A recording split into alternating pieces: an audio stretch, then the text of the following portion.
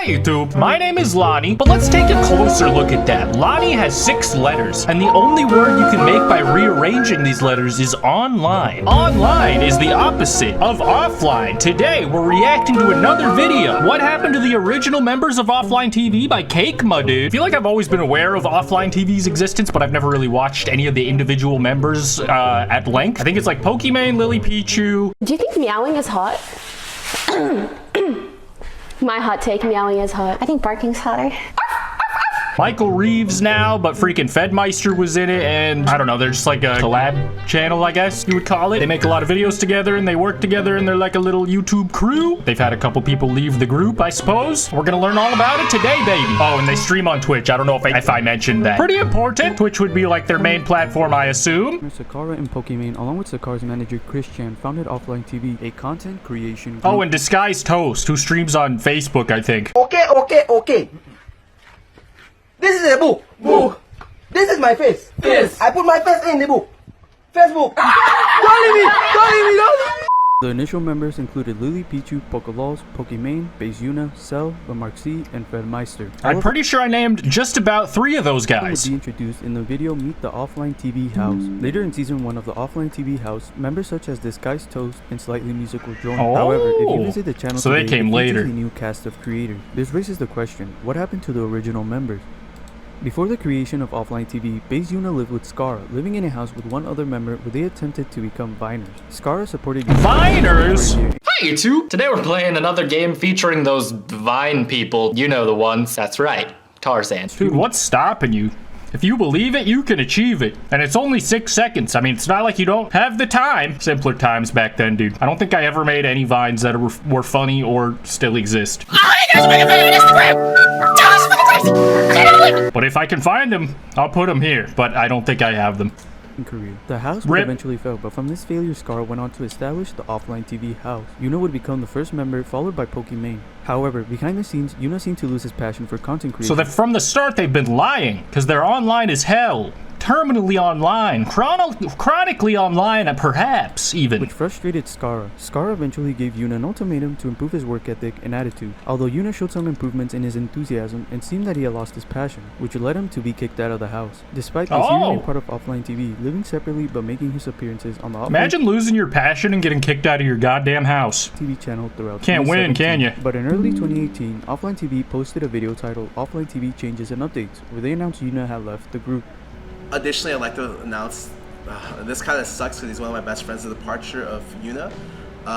What ended up happening at the start of the year was IRL started exploding, and unfortunately... IRL is like streaming in real life as opposed to gaming streams, which is previously all you could do on Twitch.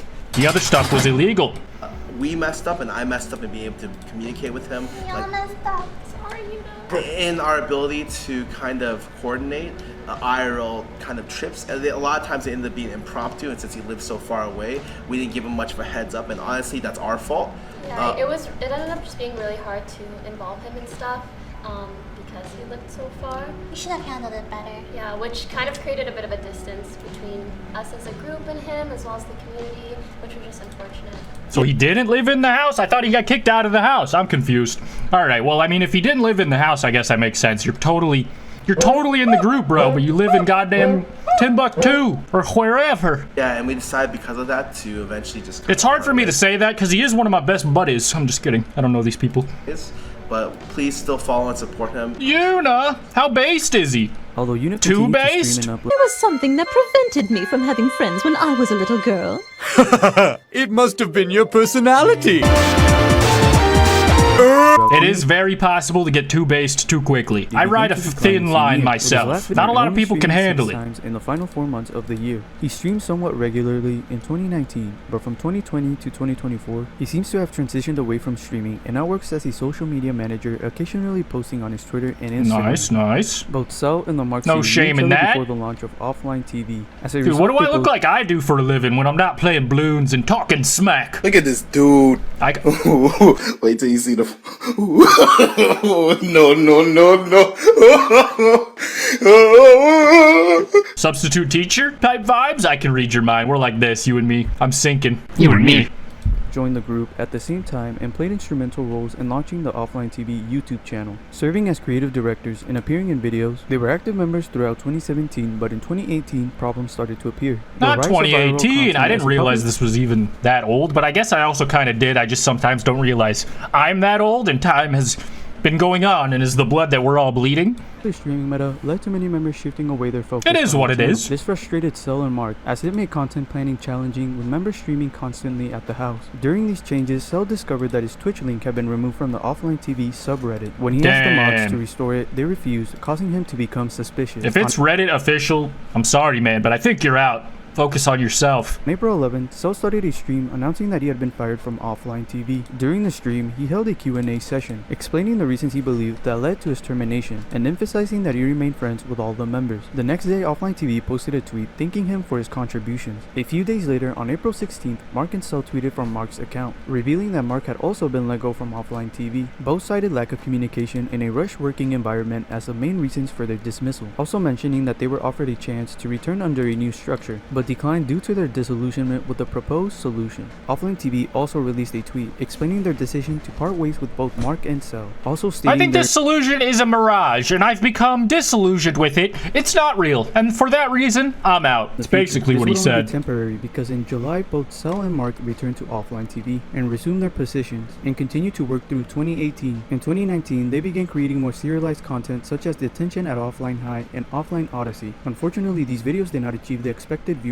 and caused burnout among the members due to the demanding filming schedule. As a result, the group decided to shift their approach, and another member, Fedmyster, took on the role of content lead, filling the roles previously held by Mark and Cell. Now wanting to become a cameraman, both Cell and Mark decided to leave the group. Since leaving OfflineTV, Cell has continued to stream on Twitch and occasionally post on YouTube, and he appears to have found a job as an event producer. Mark, on the other hand, has stepped away from his content creation and focused on his role as an LCS commissioner, with both doing well in their respective fields. Not League of Legends. Pokelawls is a Canadian Twitch streamer who initially gained popularity through his Overwatch streams, being known as the funny guy and entertainer of the group, but his stay with OfflineTV was short-lived, only appearing in a total of 11 videos before facing a problem in October 2017. At that time, Poke's visa was expiring, needing him to return to Canada to renew it. He assured his housemates that he would be back within 1 to 2 weeks, in time for BlizzCon, and asked if they could hold his spot in the house. Despite his request, when he returned to Los Angeles, he found his spot had been given to Disguised Toast. He later announced on Twitter that he was no longer with OfflineTV. After being kicked out, Poke turned his focus to his Twitch channel, beginning to stream VR chat toward the end of the year. This pivot significantly boosted his viewership, going from under 1,000 to over 10,000 by the start of January.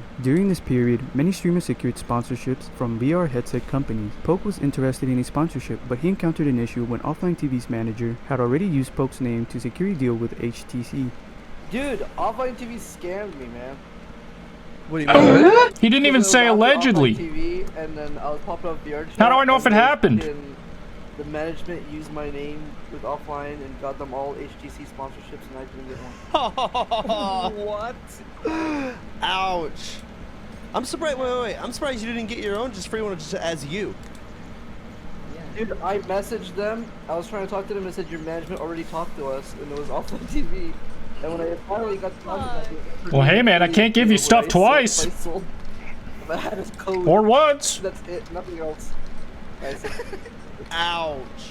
Despite this setback, Poke continued to stream. In July, OfflineTV publicly discussed why he had left the group. For starters, as most of you guys probably already know, Pokelawls is no longer with us. You probably also know that he's Canadian. So to be able to stay in the US, he would have needed a visa, which he didn't end up getting, unfortunately. But we are still really great friends with him, so we hope you guys still support him on all of his channels, and maybe he'll be featured in something down the road. In June 2023, while watching TikTok clips on a live stream, Poke came across a video of Pokimane explaining why she was stepping down from OfflineTV. This prompted him to make a joking comment and share his own story of his departure. Okay, so what was happening? I had no time in America left, right, chat? I had no time in America left. I had BlizzCon in a month, right? And I was like, okay, guys, I'm gonna go back home to Canada. Come back in like a week or two for BlizzCon, if you guys are cool with that. You know? Hey, it was like a joking, like, hey, keep my spot, please, in the room. If you guys could give me, like, I'll sleep in the couch or something. I just need a place to stay for BlizzCon. You know what I'm saying? And they're like, okay, cool. I bet. So I left back to Canada. BlizzCon comes up. I'm coming back to LA, and I'm like, yo, guys, you still have that spot for me? No. Definitely. No. A squatter moved in. So I'm like, what the? I thought these guys were like family. I was pissed, you know. I was like, damn. I thought, you know, I was gonna get help with visa and like that, and you know, I don't know. It is what it is. It is what it is. The clip reached the subreddit Livestream Fails, where it garnered both support and criticism. Hell yeah, so it all worked out. I mean, it didn't at the time, I guess. I don't really understand what he did to get jebaited into thinking that he lived there, but okay. I see how that would make anyone salty to not have a house suddenly.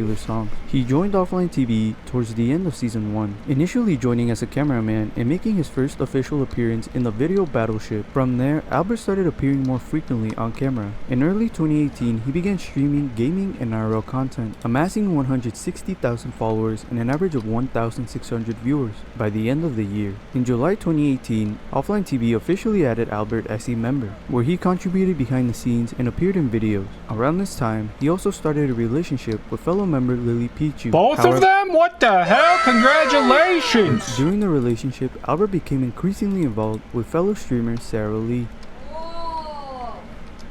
With all of them? Damn! Congratulations! Sorry, awkward.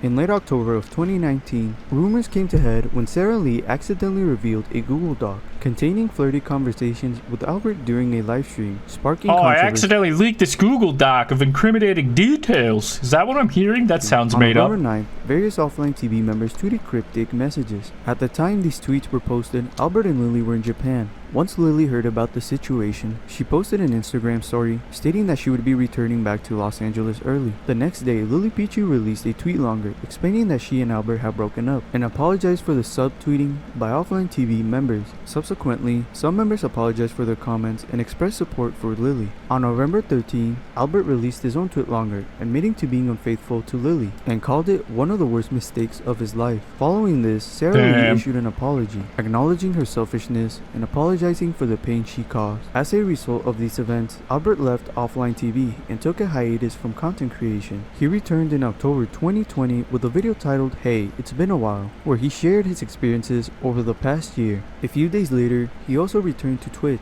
where he goes into further detail about his decisions. One, I know I said I got cancelled in my video, but I think it was a choice that I made. Like, I knew I could have came back a lot earlier, but I didn't feel like I didn't feel like if it. I came back too soon, then nothing. I didn't actually change myself, and I was just rushing to kind of get back to my career and to streaming, kind of sweep that all under the rug.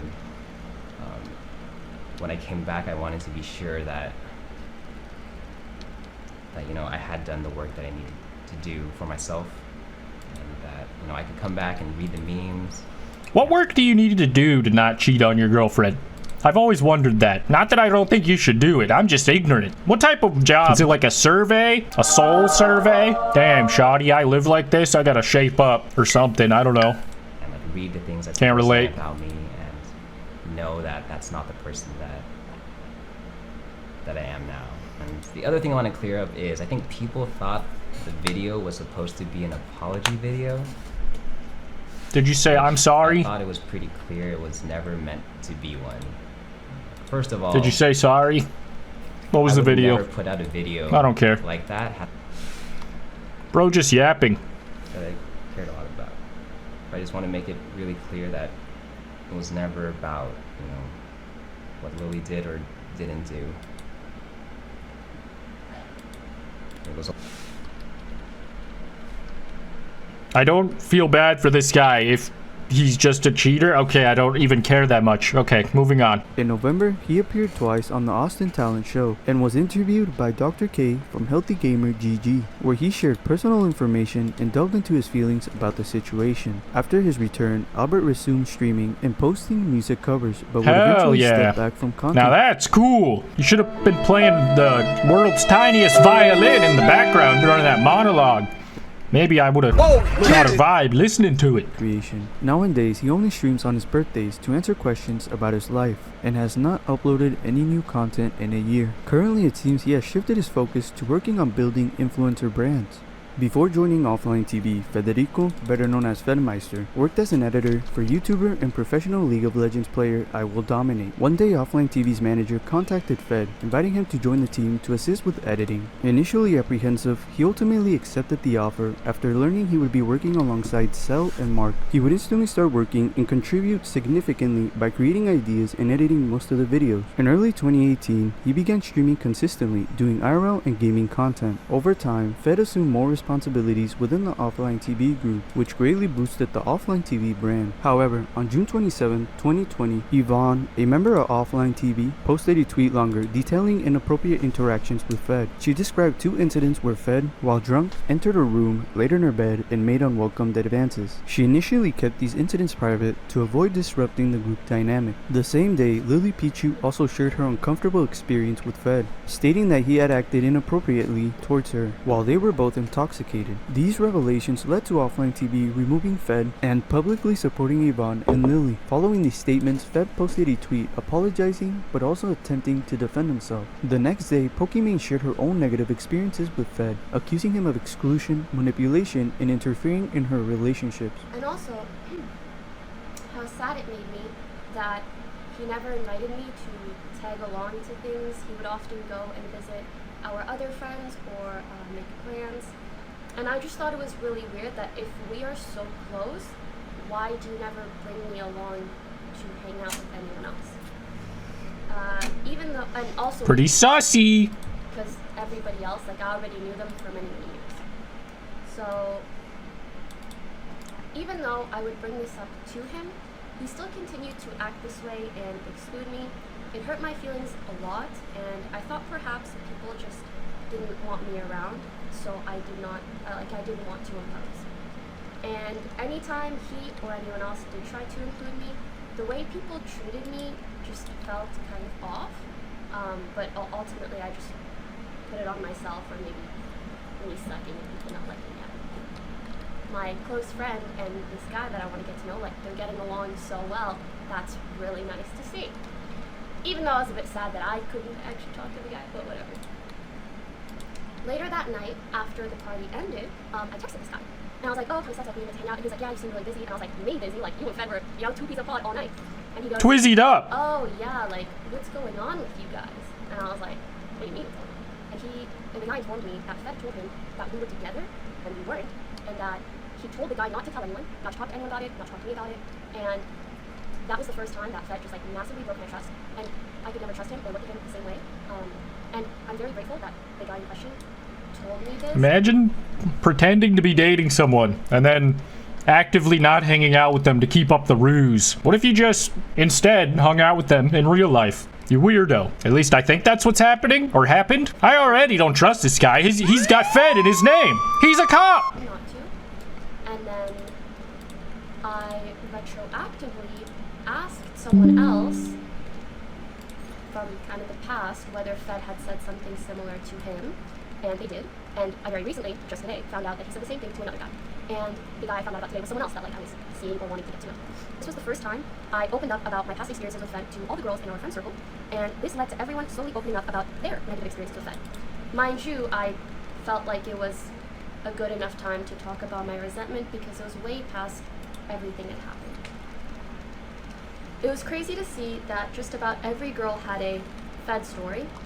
We all realized we brushed off our negative experiences in order to not disturb the social circle, to avoid issues, and because... I mean, I've already heard all this before. This is like super old news, but this is one of the parts of the story, I guess, that I have heard bits and pieces of. I think I might have just said the same thing twice or 3 times. Anyway, so I've heard this a little bit before.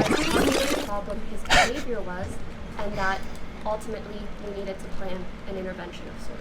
This talk with all the girls... Please stop lying on my name. I am not married to you, and I think that is extremely weird, and you can't stay here no more. It sounds like he's just a sketchy guy. Not even like a poor Rizzler.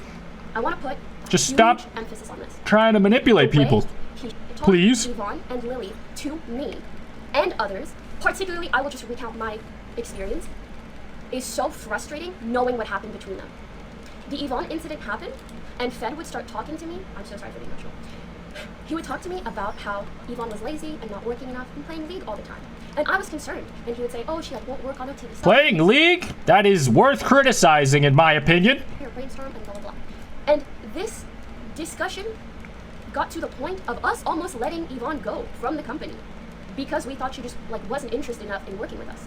When in reality, her behavior was entirely because of the incident that happened between them two. And so it just blows my mind that he would try to manipulate the narrative in that way. And kind of aggressively, if that makes sense. Like, he was really not wanting her there anymore. It was not what a psycho. By any means. And initially, Yvonne wasn't even going to come out with a statement at all. During the intervention, he was surprisingly apologetic. Like, we were borderline impressed at how apologetic he seemed. His words were the things that we wanted to hear.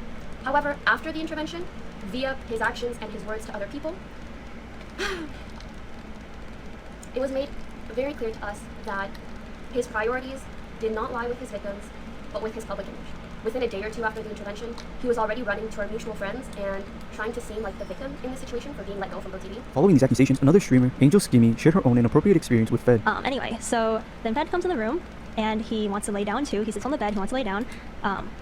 And then he... Totally normal. Sleepy time, Riz. I'm narcoleptic. I've fallen in your bed. Come with me. I mean, what? This is so strange for me to talk about on the internet. Oh my god. Anyway, this is so weird. He opened my legs and put his head on my crotch. I was wearing pants and everything, like... I've never happened to me before. And then I remember being so overwhelmed. I didn't know what to do. I was laying there and I was in a group of people, my friends, and I'm like, oh my god, I don't know what to do. And I was just pour boiling milk on his head, obviously. And then, but hindsight's 20/20. I'm not criticizing you. I said that really casually because it was really hard to say. Anyway, that only lasted for like a split second because I immediately moved my foot off because I was not okay with that. And that moment was the moment that that was the moment. That was the moment that really like shook me a lot.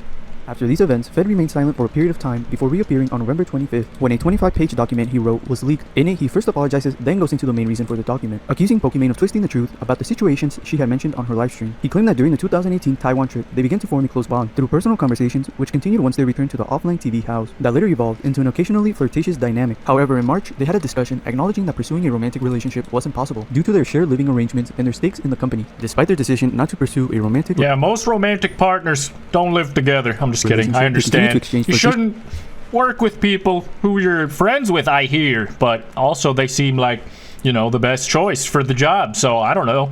Fuck. Just messages. However, whenever Pokimane showed interest in someone else romantically, she would distance herself from Fed, but once her interest in the other person faded, she would resume the flirtatious interactions. Fed stated that he would become jealous, insecure, and even act out because of this. Fed also labeled Pokimane as possessive in his document, citing an instance where she criticized Jody, a female streamer Fed was interested in. He supported his claim by sharing screenshots of Pokimane's comments about Jody. Fed also addressed accusations of interfering with he said Joey. Relationships. He provided Imagine explanations criticizing for his actions, Jody, stating that he shared information about his interactions with Pokimane to seek guidance rather than to intentionally sabotage her relationships. Fed also clarified... Stop it! Get some help! I'm Michael Jordan. I'm Michael Jordan. Stop it. Get some help. Don't sabotage our relationships, you psychopath. Just get some help instead, if that's an option. Individuals Pokimane was interested in, showing two examples involving a roommate named Josh and the other involving a person named Steve. In both cases, Fed claimed he did disclose his flirty relationship with Pokimane to them, but in the instance of Steve, Fed encouraged him to pursue Pokimane. After addressing the relationship situation, Fed turned to the allegations involving Yvonne. He asserted that he never actively sought to have Yvonne fired. Instead, he accused Pokimane of being the one who wanted Yvonne removed from the organization. Fed supported his claim by providing screenshots. This accusation shifted the focus onto Pokimane and added another layer of complexity to the situation. The next day, Pokimane responded by livestream, but after creating more questions than answers, she would release a document refuting Fed's claims and providing additional context. She denied wanting Yvonne fired and provided evidence of Fed's earlier complaints about Yvonne's work ethic. She then addressed their relationship, but her explanation didn't offer significant clarification, leading to people still being confused. Pokimane would end her document with discussing the situation involving Jody, explaining that Fed had confided her about feeling exploited by Jody, which skewed her perspective of Jody in a negative light. Later that day, Pokimane observed Jody streaming and discussing Fed, which ultimately resulted in her venting her frustrations to Fed, a conversation he actively encouraged. This interaction ultimately led to the messages Fed included in his document. The back and forth continued, with Fed releasing releasing another document, restating his points but failing to present a strong rebuttal. After this, Fed once again disappeared before briefly resurfacing on social media in June 2021, uploading a video titled... Dude, he's been mewing! I wasn't really paying attention to much YouTube stuff at this time. Not like the drama scene, I guess, whatever you would call it. Towards the end of the video, he announced the date he planned to resume streaming. He later deleted the video due to backlash, as he seemed to focus more on himself rather than showing any significant personal growth or addressing the people he had. Imagine overtaking me in the leaderboard. What the hell? When Fed started his stream a couple days later, he initiated with apologies directed towards Yvonne, Lily, and Pokimane. Following this, he engaged in You're telling me that there's a person named Yvonne and Pokimane's name is Iman? This is so confusing, but I think I'm with you. With his viewers. You guys have all read Yvonne's thing a year ago. I was physically inappropriate with her, not once, but twice. You know, I didn't touch her in any like private areas, but you know, what I've learned this year is that does not matter. Because it was behavior that didn't get her explicit consent from. This qualifies as sexual. I'm going to go on record and say that, as hard as it is to say, but it's the truth. Jeez. And I think he just admitted it. Okay. Well, off to the burger. It was very valid for Yvonne to come out and express that like violation. I violated her right to consent, guys, and I took that power away from her, and that was not okay. I thought I apologized, and I thought we moved Are we forgiving him? I don't know. I don't know if this made me feel better. I don't know if I would have recommended you say this if I was your lawyer, but I don't know. I really don't know. To think, it was super naive of me to think, because she was not okay. I just want to say, like, I totally respect your decision to come out and kind of resurface it again, like 2 years later, because you know what, it was a wake-up call for me to. I totally respect your right to bring it up 2 years later. I'm just trying to live my life here, but I deserve this, you know? I agree, but it just sounds like cope when he says it. I don't know why he did this stream, to be honest. Did this make people feel good? Does he feel good? I don't know. He's holding himself accountable. I guess technically you could say that. He is doing that. He's doing that. Yeah. I know she was dealing with personal issues with the breakup, and I've been taking care of her and hanging out with her. She was in a very dark Does that make it better? I don't know. So not at all, actually. I do know. Never mind. Sorry. This is someone that meant the world to me, so her happiness was important to me. As I'm hanging out with her so much, like there was this like sense of like intimacy that like started to grow, and it started to grow with like when you hang out with someone so much, there was a time like I was in a room and I asked like, hey, can I give you a foot rub? And she was like, okay, and she said yes, but we were tipsy, and in the moment it felt real and honest for me to say like, I kind of like you, but when I woke up the next morning it was like, oh shit, like I did not mean to rub your feet or what? Like, is it okay? I don't know, dude. This sounds like very messy. I feel like I don't forgive this guy at all, and he should go back to mewing on the burger. His room's kind of cool, though. Oh, Pulp Fiction poster? I don't know about that one. This is a tasty burger. Oh, he's a big fan of this movie. I just put 2 and 2 together. What the fuck? Wow, even better than Mama. This is a tasty burger. But, intention is not as important as, how it actually affected her. So, Lily, I'm sorry for watching this, but I needed to acknowledge, the shit done. Obviously, there's the the Poke thing that was recent, the whole like Google Docs, Jesus Christ, the whole trilogy. Good lord, I'm just gonna go out and say like that document should have never been created. I was in a very angry and really bad place. I felt like I was being like horribly mischaracterized. I thought people were like feeding her like. I thought people were mischaracterizing her or mischaracterizing me to her, and I felt like it was a it was totally wrong. It was a complete breach of privacy to even think about putting sensitive information like that on the document, and then sharing it with people was just like the complete wrong thing to do. It kind of seems deserved. I don't know. I mean, it does feel like he's taking accountability for everything, but I don't know. What does OfflineTV post these days? Michael Reeves video, OfflineTV minus, OfflineTV plus, lobster diving, playing heads up with idiots. All right. Yeah, dude, this was an informative video. Freaking shout out to Pokimane. I think I really only heard about the Fedmyster stuff just through the grapevine, but freaking there's a lot of people in this OfflineTV who've since gone offline, dude. How do you guys feel about Pokimane and the offline boys? How do I start mewing? Let me know in the comments. Hit the like button if you enjoyed this freaking reaction video. Thank you guys for freaking watching. I won both my balloons games, so tell me good job. See you guys in the next one. Peace.